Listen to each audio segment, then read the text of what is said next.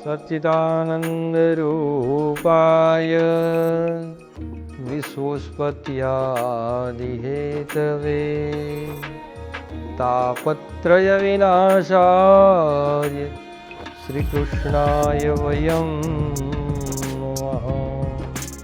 बोलिए श्री कृष्ण कन्हैया लाल की जय। अधिक मासનો આજે 13મો દિવસ અને 13મા દિવસથી સતત ભગવાનનું હરિનામ સંકીર્તન કરતાં કરતાં આપણે આવીએ છીએ। એક દિવસની કથા, 2 દિવસની કથા, 3 દિવસની કથા કરતાં કરતાં આજે આપણે 13મા દિવસની કથાએ પહોંચ્યા છીએ। અને જેમ જેમ ભગવાનની આપણી કથાઓ સાંભળતા જઈએ છીએ તેમ તેમ આપણને ભગવાન પ્રત્યેની પ્રીતિ એટલી વધતી જાય છે અને પરમેશ્વરની ભક્તિ પ્રત્યે આપણને ખૂબ સારામાં સારા એ કહેવાય ફળ પ્રાપ્ત થતા જાય છે। ભગવાનનું નામ સ્મરણ અને કીર્તન જ એવું છે કે જેટલી વાર આપણે એમનું સ્મરણ કરીએ એટલી વાર જીવ પવિત્ર થાય। ભગવાનના હરિનામ સંકીર્તનની અંદર કેવું છે કે તમે મનની અંદર ભગવાનનું નામ સ્મરણ ગમે ત્યાં કરી શકો, તમને કોઈ પણ જગ્યાએ કોઈ રોકી શકે નહીં।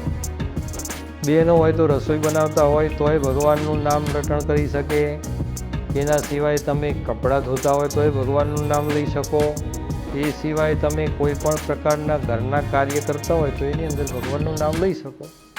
એ જ રીતે ભાઈઓ પણ કોઈ પણ નોકરી અને વ્યવસાયમાં હોય તો નોકરી કરતાં કરતાં જે કંઈ પણ કામ તમને સોંપ્યું હોય એની સાથે સાથે મનની અંદર ભગવાનનું નામ સ્મરણ કરી શકો। અને તમે એ જ રીતે વ્યવસાય કરતા હોય તો વ્યવસાયની અંદર પણ ભગવાનનું નામ સ્મરણ તમે કરી શકો। આમ નામ સ્મરણનો મહિમા ખૂબ અપરંપાર છે।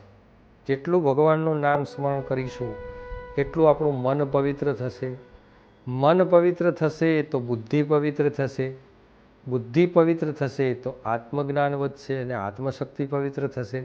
આમ આ બધું એકબીજા સાથે જોડાયેલું છે।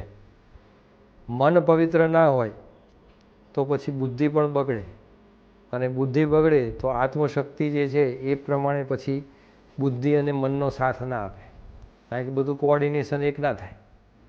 પણ જો તમે મનને, બુદ્ધિને, આત્મશક્તિને બધાને સાથે લઈને તમે ચાલો તો જીવનમાં ખૂબ સારા ફળ આપ જીવનમાં પ્રાપ્ત કરી શકો છો। આજની કથા એ ઉત્તમ કથા છે, શ્રમની કથા છે, મહેનતની કથા છે કે જીવનમાં મહેનત કરવાથી ખૂબ અપરંપાર ફળ પ્રાપ્ત થાય છે। કોઈ પણ બ્રાહ્મણ દેવ હોય એ બ્રાહ્મણ દેવ પણ સામે દક્ષિણા લે અને સામે અનિતિનું ધન આવતું હોય એવું ધન જો ગ્રહણ કરે તો એના ફળ બ્રાહ્મણ દેવને પણ પ્રાપ્ત થતા નથી, અને બ્રાહ્મણ દેવ જે આશીર્વાદ આપે તો એવા યજમાનને પણ ફળ મળતા નથી।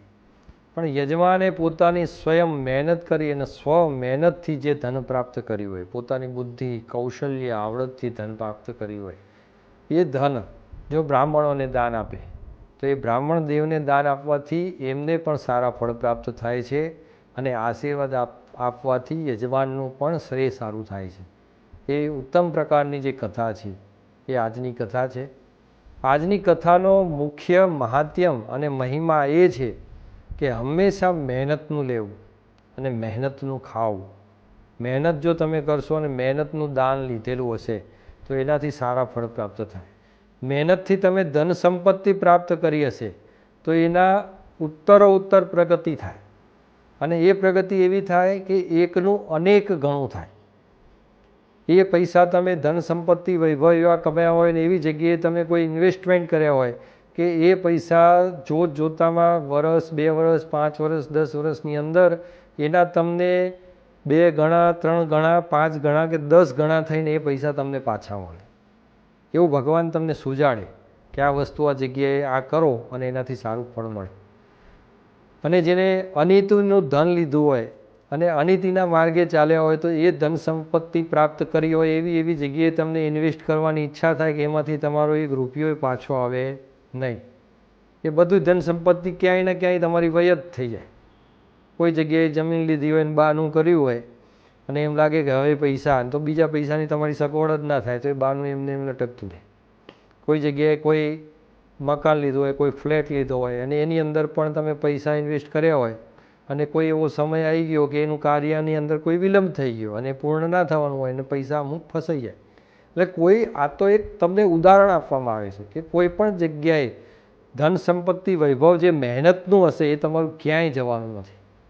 મહેનતના પૈસા કોઈ પણ જગ્યાએ તમે તમારી મહેનતથી ખર્ચેલા હશે અને એ મહેનતના પૈસા તમે કોઈ પણ જગ્યાએ ઇન્વેસ્ટ કર્યા હશે તો એનું તમને બમણું વળતર મળવાનું એ મળવાનું જ છે. પણ જો અનીતિનું ધન લીધું હોય અને એ ક્યાંય ઇન્વેસ્ટ કર્યું હોય તો એની કોઈ જવાબદારી લેતા નથી. એનું એક સમયે તમે દાન કર્યું હોય, 10%, 20% દાન કર્યું હોય અને અનીતિનું ધન લીધું હોય, કોઈની આંતરડી કકડીને લીધું હોય તો એ પણ તમને કોઈ ફળ આપી શકતું નથી. માટે આ વસ્તુને ખાસ ધ્યાનમાં રાખી. કોઈ પણ એવું ધન આવી ગયું હોય તો મનથી પણ ભગવાનને ક્ષમા માગો, પ્રાર્થના કરો અને ભગવાનને કહો, હે ભગવાન, આ આવી ગયું છે પણ હવે સર્વસ્વ તમારું છે.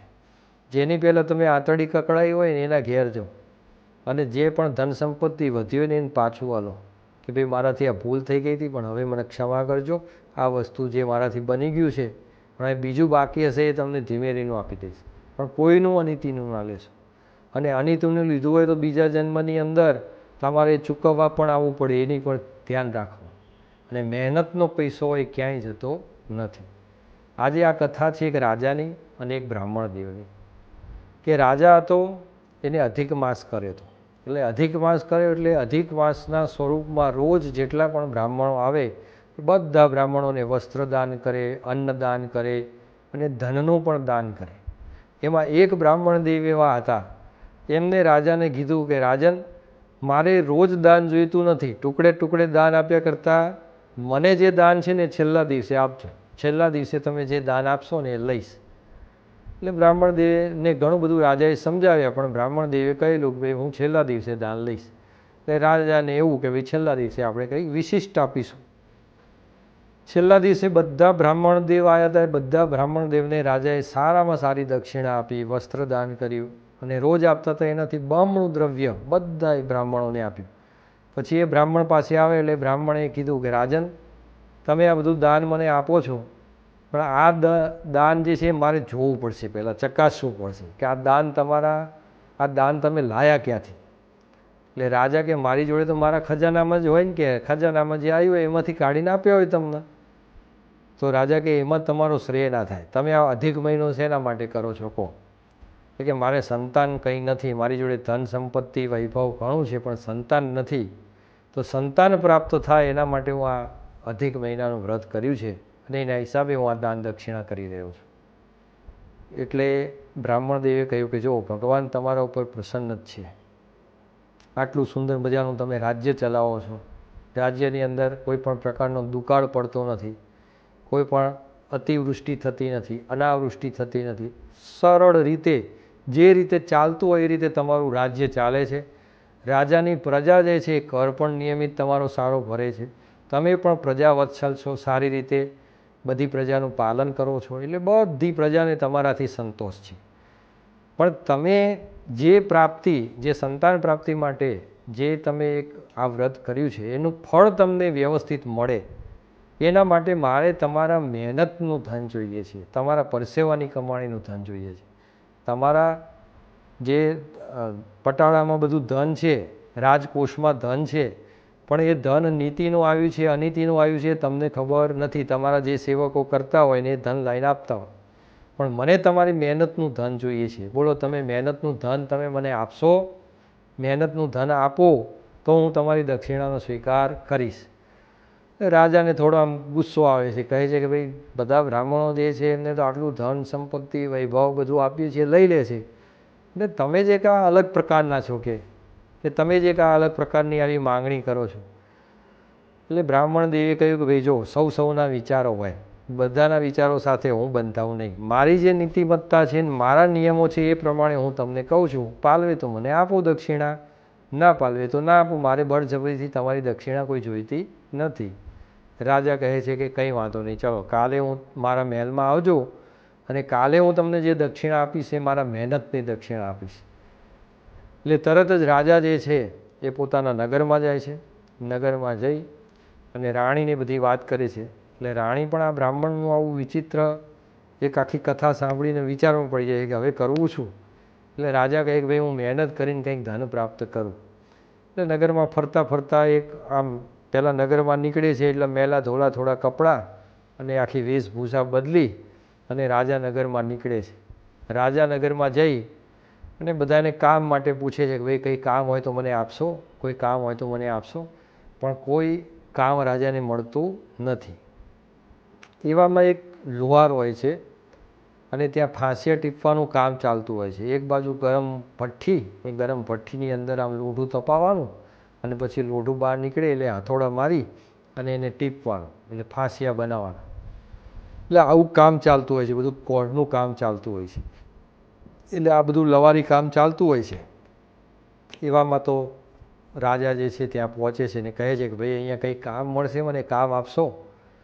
એટલે તરત જ જે કોઢના માલિક હતા એને કહ્યું ભાઈ કામની મારે મજૂરની તો જરૂર છે જ, પણ કે તું આખી રાત કામ કરીશ ત્યારે હું તને 4 રૂપિયા આપીશ. એટલે વિચાર કરે છે કે ભાઈ આખી રાત કામ કરો ને 4 જ રૂપિયા? તો એ રાજા કહે છે કંઈ વાંધો નહીં.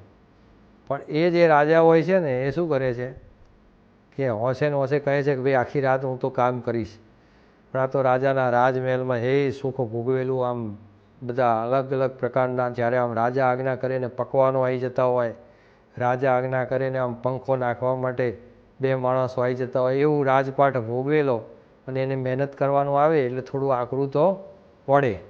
એટલે હાથમાં કોહળી લીધી અને આમ ફાંસિયા તપાવવાનું કરીને પછી આમ ફાંસિયું તપે એટલે એને ટીપવાનું આમ કોહળીથી કામ શરૂ કર્યું.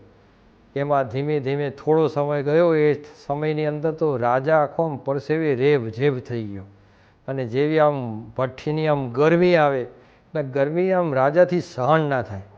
2 કલાકની અંદર તો બધું કામ જે છે મૂકી અને સીધો ભઠ્ઠીની બહાર, અને બહાર જઈ અને કહે કે ભાઈ મારાથી આ કામ થશે નહીં.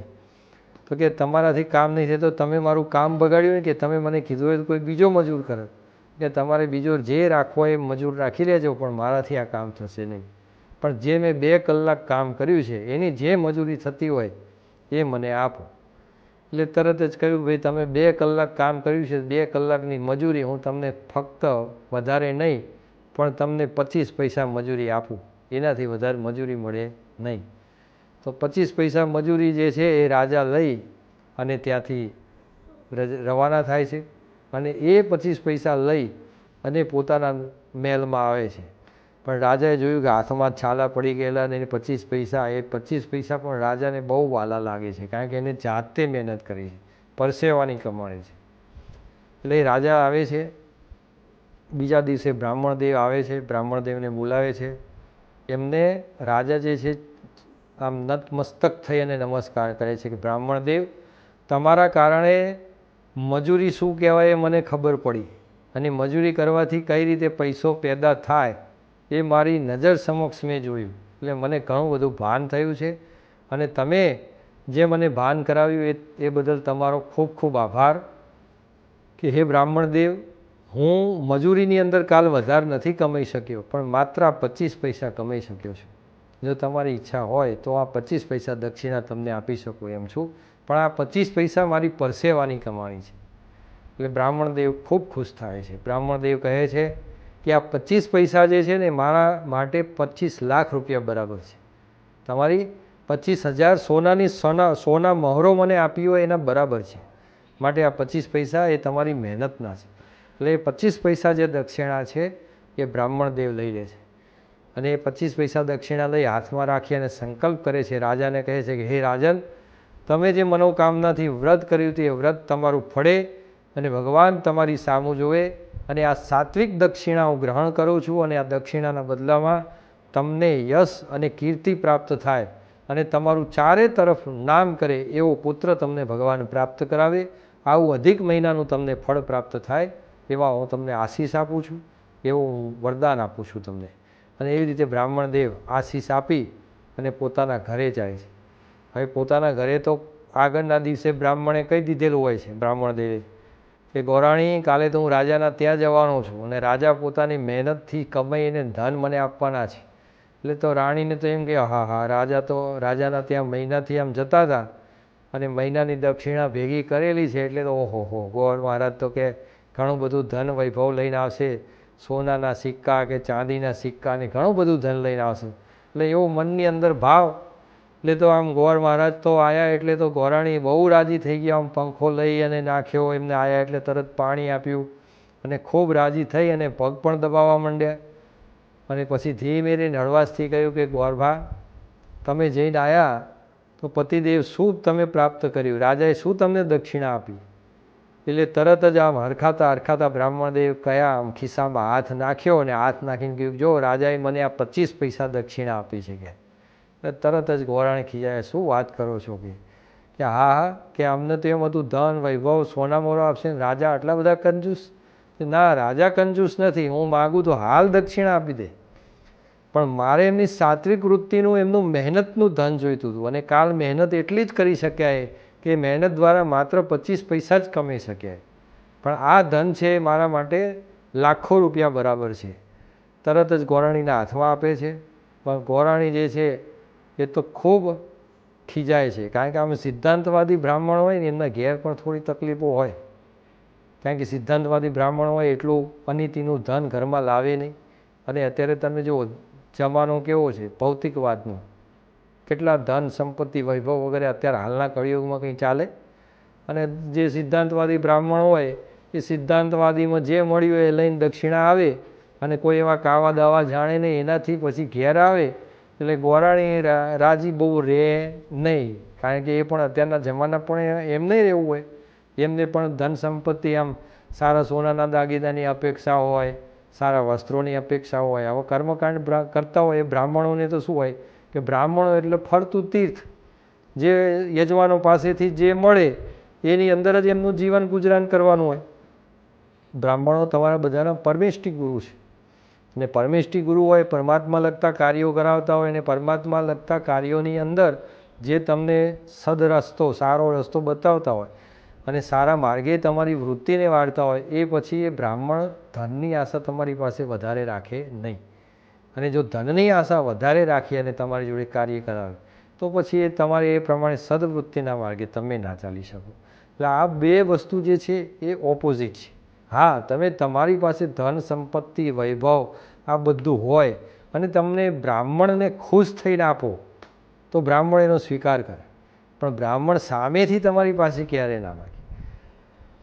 ગમે એટલું ઐશ્વર્ય, ગમે એટલું બ્રાહ્મણ ગરીબ હોય, એને ધન સંપત્તિ વૈભવની તકલીફ હોય, એ કર્મકાંડની અંદર નિષ્ણાત હોય, બધા વેદો અને ઉપનિષદોનું જ્ઞાન હોય, તેમજ એમને કર્મકાંડનું પણ વિદ્વતાભર્યું જ્ઞાન પ્રાપ્ત કર્યું હોય, છતાંય એ બ્રાહ્મણ સામેથી તમને એમ કહેવા ના આવે કે તમારે ઘેર હું સત્યનારાયણ ભગવાનની કથા કરવા આવું, તમારા ઘેર હું ભાગવત કથા, તમે આટલા બધા શ્રેયવાન યજમાન છો તો તમે ભાગવત કથા કરાવો, આવું કોઈ દિવસ બ્રાહ્મણ કહે નહીં.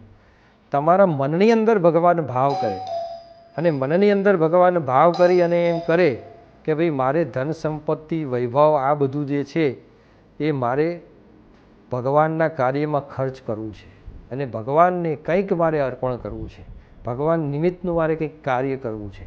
આવો જ્યારે તમારા અંતર આત્મામાં હૃદયમાં સંકલ્પ બંધાય ત્યારે તમારા ચરણો જે છે એ ચરણો બ્રાહ્મણ પાસે જાય, અને એ ચરણો પછી જ્યારે બ્રાહ્મણ પાસે જતા હોય ત્યારે તમારો શ્રેય થાય, અને બ્રાહ્મણ તમને એનો રસ્તો બતાવે, અને એ પ્રમાણે તમે પૂજા પાઠ આરાધન કોઈ પણ યજ્ઞ યજ્ઞાદિ કર્મ અથવા તો કોઈ પણ ભાગવત કથા અથવા તો કોઈ પણ પ્રસંગ જે એવા આવતા હોય, કોઈ પણ રાદલમાનું વ્રત છે, અથવા તો શ્રાવણ મહિનો આવતો હોય તો લઘુરુદ્ર યજ્ઞ છે, નવરાત્રિ આવતી હોય તો ચંડી પાઠ છે, અથવા તો નવચંડી યજ્ઞ છે, નવું મકાન લીધું હોય તો વાસ્તુ યજ્ઞ છે. આવું કોઈ પણ કાર્ય જે છે એ બ્રાહ્મણ પાસે તમે મનોકામના લઈને ગયા હોય તો એવા સમયમાં જે તમારા હિત માટે હોય એ બ્રાહ્મણ કહે અને એ પ્રમાણે તમે કરો તો એમાં તમારું શ્રેય અવશ્ય થાય. તો આ એક કર્તવ્ય છે. આવું જ કાર્ય જે છે એ અહીંયા થયું છે. બ્રાહ્મણ દેવે આશીર્વાદ આપી દીધા રાજાને કે તમારા ઘરે જાઓ અને જે તમને સંતાનની અંદર પુત્ર પ્રાપ્ત થશે, આવા આશીર્વાદ આપી દીધા. અને આ બાજુ શું હકીકત બની છે કે ગોરાણી ખીજાણા કે આ 25 પૈસા લઈને આવ્યો છો, આનાથી તો કંઈ ગુજરાન ચાલતું હશે, એમ કરીને એ પાવલીને જોરથી ઘા કર્યો અને એ પાવલી જ્યાં આગળ તુલસી માતાનો છોડ વાવ્યો હતો એ છોડમાં જઈને પડી અને એ છોડમાં પછી શોધવાનો ઘણો પ્રયત્ન કર્યો પણ મળી નહીં. એ પાવલી અંદર જતી રહી માટીમાં અને મળી નહીં. અને ધીમે ધીમે થોડા દિવસો ગયા એટલે તુલસીની સાથે સાથે એક છોડ ઉત્પન્ન થયો અને એ જે છોડ ઉત્પન્ન થયો એ છોડની અંદર ઘણી બધી શીંગો આવવા માંડી. હવે એ શીંગો આવવા માંડી એટલે ગોરાણીએ એ શીંગો લીધી અને એને ફોલવા લાગ્યા. તો ફોલવા નીકળ્યા તો એ શીંગોની અંદર તો મોતીના દાણા. એટલે મોતીના દાણા જોયા એટલે ગોરાણી પણ અચરજ પામી ગયા. ઓહો, આ મોતીના દાણા અહીંયા ક્યાંથી? એટલે બધી શેંગો ફેરી તો ઘણા બધા મોતી, અને એ પણ મોતી કેવા? સ્વયંભૂ ઉત્પન્ન થયેલા મોતી. એટલે ગોરાણી તરત વિચારમાં પડી ગયા. તરત જ એમના પતિ આવ્યા એટલે ગોરભાને કીધું કે આ તમે જુઓ, આ કે આપણે તુલસી માતા છે એની બાજુમાં એક છોડ ઉગ્યો છે ને એ છોડની અંદર આવી બધી શીંગો આવી રહી છે અને આ શીંગો જે છે એને ફોલી તો એની અંદરથી આ મોતી નીકળે છે. તો મોતી જોયા તો બધા એકદમ ઓરિજિનલ મોતી. એટલે તો તરત જ બ્રાહ્મણ દેવને ખબર પડી કે આ રાજાની મહેનતનું ફળ છે. જે આ રાજાની મહેનતની પાવલી હતી, આ પાવલીનો રાજાનો ધર્મ કરમનો છોડ ઉગ્યો છે. એટલે તરત જ એ મોતી લીધા અને મોતી લઈ અને ઝવેરીના ત્યાં ગયા તો ઘણું બધું એનાથી ધન પ્રાપ્ત થયું અને એ ધન પ્રાપ્ત થયું એનાથી એમને પુરુષોત્તમ મહિનો ખૂબ સારી રીતે ઉજવ્યો. બધા બ્રાહ્મણોને બોલાવ્યા, સગાવાલાને બોલાવ્યા, ઇષ્ટમિત્રોને બોલાવ્યા અને બધાને બોલાવી અને બધાને ખૂબ સારી રીતે વસ્ત્ર અર્પણ કર્યા, જમાડ્યા અને ખૂબ સારી એવી દાન દક્ષિણા કરી. અને આ બધી દાન દક્ષિણા પ્રાપ્ત થઈ બધાને એટલે બધાએ વિચારવા લાગ્યા કે આ બ્રાહ્મણ તો ગરીબ હતા પણ આટલું બધું ધન એમની પાસે કઈ રીતે આવ્યું? ત્યારે ધીમે ધીમે પેલા ઝવેરી પાસે વેચવા જાય એટલે ઝવેરી એકને કીધું, બીજાને કીધું, ત્રીજાને કીધું. એમ ખબર પડવા માંડી કે ભાઈ આ બ્રાહ્મણ દેવ છે એમને તો ક્યાંથી રોજ નવા મોતી મળે છે અને આ એવા મોતી છે કે મોતી દ્વારા બ્રાહ્મણને અઢળક ધન સંપત્તિ પ્રાપ્ત થાય છે. અને આ માહિતી ધીમે ધીમે રાજા પાસે જઈ અને રાજાને ખબર પડી કે આ બ્રાહ્મણના ઘરે કોઈ એવો છોડ ઉગ્યો છે કે જેની અંદરથી એની શીંગો પ્રાપ્ત થાય છે અને એ શીંગોની અંદરથી મોતી નીકળે છે. તો રાજાને થયું ભાઈ આવો છોડ જે છે એ તો રાજમહેલમાં શોભે, આ તો ધન સંપત્તિ રાજાની કહેવાય. એટલે પોતાના જે મંત્રી હોય છે એમને લેવા મોકલે છે. મંત્રીને કહે છે કે જાઓ અને આ છોડ રાજની અંદર લઈ આવો. તો મંત્રી લેવા આવે છે. તો એ મંત્રી જે હોય છે એમને ગોર મહારાજ બધું કહે છે કે ભાઈ આ રાજાએ પોતાની મહેનતથી મને પાવલી આપી હતી અને પાવલી જે છે એ આ તુલસી માતામાં ગઈ અને એનો આ છોડનો મહિમા છે. અને આ પુરુષોત્તમ ભગવાને રાજાના ધર્મનું અને એમના કર્મનું ફળ આપ્યું છે. માટે આ બધું પુરુષોત્તમ ભગવાનની મહિમા છે. બાકી આવી રીતે કંઈ પાવલી કોઈ રૂપિયા વાવો તો ઉગે નહીં, પણ આ પુરુષોત્તમ ભગવાનનો કંઈક મહિમા છે, કંઈક સમજાવવા માગે છે. તો એમને કહ્યું કે ભાઈ તોય આ બધા વજીર મંત્રી હોય છે માનતા નથી. તો વજીર માનતા નથી એટલે કહે છે કે જો એવું હોય તો તમે આ છોડ છે એનું મૂળ કાઢો અને મૂળની અંદર પાવલી નીકળે તો તમારે માનવાનું કે ભાઈ આ રાજાએ આપેલું છે ને આ છોડ લઈ જજો. એટલે છોડને ખોદવાનું ચાલુ કરે છે. તો મોટો 1 ફૂટ 2 ફૂટ 3 ફૂટ કરતાં કરતાં 5 ફૂટનો મોટો ખાડો થાય છે, છતાં એ છોડનું ક્યાંય મૂળ મળતું નથી. એ તો મૂળ અંદર જ હોય છે. એટલે આ વાતની તો આખા ગામને ખબર પડી કે ગમે એટલું છોડને ખોદે છે તો એ છોડનું મૂળ મળતું નથી. નહીં તો છોડનું મૂળ કેટલું હોય? 1 ફૂટ હોય કે 1.5 ફૂટ હોય, બાકી છોડનું બહુ મોટું ઊંડું મૂળ હોય નહીં, પણ આ મૂળ મળતું નથી. એટલે આખા ગામની અંદર કુતૂહલ જાગ્યું છે અને વાત છે કે રાજા સુધી જઈ. રાજા પણ જે છે મંત્રી ઉપર બરાબરના ગુસ્સે થયા કે મેં મંત્રીને ખાલી છોડ લઈને આવવાનું કહ્યું હતું પણ એને તો આ તો વાતનું વતેસર કરી નાખ્યું. આખા ગામમાં ખબર પડી ગઈ એટલે રાજા સ્વયં ત્યાં આવે છે. અને રાજા સ્વયં ત્યાં આવે છે ત્યારે અમને જે પાવલી પેલા બ્રાહ્મણને દાનમાં આપી હતી એ બ્રાહ્મણને ત્યાં જોવે છે. અને આ જે સમય બન્યો હોય છે એવા સમયની અંદર રાજાના ઘરે પણ પુત્રનો જન્મ થઈ ચૂક્યો હોય છે. આ સમય એટલે તાત્કાલિક બની ગયો એવું નથી હોતું, એની અંદર સમય અંતર ગયો હોય છે. અને એની અંદર રાજાના ઘરે પણ ત્યાં સુધીમાં તો ફળ મળી ગયું હોય છે. તરત જ રાજા નતમસ્તક થઈ બ્રાહ્મણ દેવને નમસ્કાર કરે છે અને બ્રાહ્મણ દેવને કહે છે કે હે બ્રાહ્મણ દેવ, તમે સત્યવાદી છો અને તમારા આશીર્વાદ સ્વરૂપે મારા ઘરે પુત્રરત્ન પ્રાપ્ત થયો છે અને એનો હર્ષ ઉલ્લાસ અને આનંદ મેં આખા નગરમાં ઉજવ્યો છે. તમને તો ખબર જ હશે. બ્રાહ્મણ દેવ કે મને ખબર છે, પરંતુ જ્યાં સુધી તમારું તેડું અને આમંત્રણ ના આવે ત્યાં સુધી મારે તમારા ત્યાં અવાય નહીં ને. ત્યારે રાજાએ પણ કહ્યું કે મેં તમને શોધવાનો ઘણો પ્રયત્ન કર્યો, પણ બ્રાહ્મણદેવ તમે ક્યાં રહો છો અને તમારું સરનામું મેં પણ લીધું નહોતું, જેથી હું પણ તમને મળી શક્યો નહીં. પણ આજે મને આનંદ થયો કે તમારા જેવા સત્પુરુષના ત્યાં આ જે છે એ છોડ પ્રાપ્ત થયો છે. પછી બ્રાહ્મણદેવે કહ્યું કે રાજન, આ તમે જે મહેનતની પાવલી આપી હતી ને, એ પાવલી અમારા જે ગોરાણી હતા એમને એનો ઘા કરી અને અહીંયા તુલસીમાં નાખી હતી. એ વખતે એમને થયું કે ભાઈ આ રાજા જેવા રાજા અને આખા મહિના સુધી તમે એમના ત્યાં ગયા અને તમને પાવલી જ દક્ષિણા આપી, અને એ પાવલી જે છે એમને મૂકી. પણ મને ભગવાન ઉપર પૂર્ણ શ્રદ્ધા અને વિશ્વાસ હતો, અને પૂર્ણ શ્રદ્ધા અને વિશ્વાસના રૂપે આજે જે છે એ આ છોડ ઉગ્યો છે અને એની અંદરથી આ મોતી ઝરે છે. અને મોતી ઝરે છે એ બીજું કંઈ નહીં પણ તમારી મહેનતનું પરિણામ છે કે તમે રાજા હોવા છતાં પોતે શ્રમ કર્યો, અને શ્રમ કરીને પાવલી જે લાવ્યા એ પાવલીના બીજ સ્વરૂપે આજે આ મોતીનો જે ધન વૈભવ બધું ભોગવી રહ્યું છું. આજે તમે મારું મકાન જુઓ છો, તેમજ હું દાન દક્ષિણા કરી શકું છું, એ બધું તમારી મહેનતનું ફળ છે. એટલે રાજા પણ ખૂબ ખુશ થયા, અને રાજા પણ જે છે એ બ્રાહ્મણદેવને કહે છે કે આ છોડ મેં તમને અર્પણ કરેલો, આ જે પાવલી જે છે તમને મેં દાન સ્વરૂપે અર્પણ કરેલી છે, અને એનાથી જે આ છોડ થયો એ તમારું જ આ ફળ છે, એના ઉપર મારી દાનત બગાડાય નહીં. અને એવી રીતે રાજા પણ પોતાના મહેલમાં બ્રાહ્મણદેવના આશીર્વાદ લઈને પાછા જાય છે.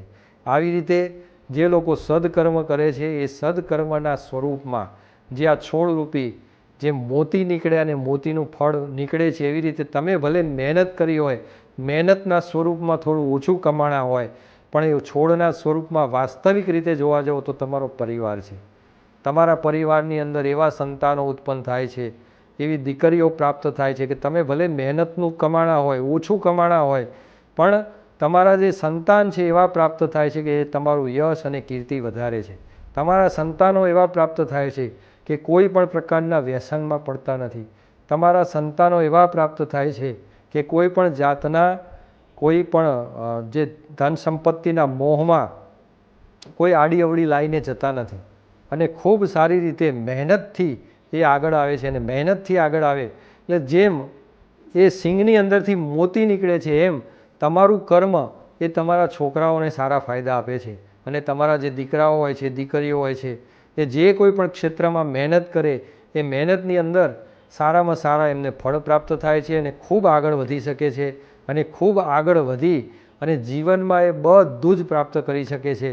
અને એ ધન સંપત્તિ વૈભવ લાવી અને કમાઈ અને એ જે પ્રગતિ કરે તમને આપે, અને ખૂબ સારી રીતે તમને માન સન્માનથી રાખે, એ તમારા માટે એ સિંગની અંદર નીકળેલા મોતી બરાબર છે. તો આ કથાનો મહિમા છે, આ કથાનો મર્મ છે. તો આવી જ રીતે સત્યનારાયણ ભગવાન આ બ્રાહ્મણને ફળ્યા, રાજાને ફળ્યા, એવા જ તમને પણ ફળજો.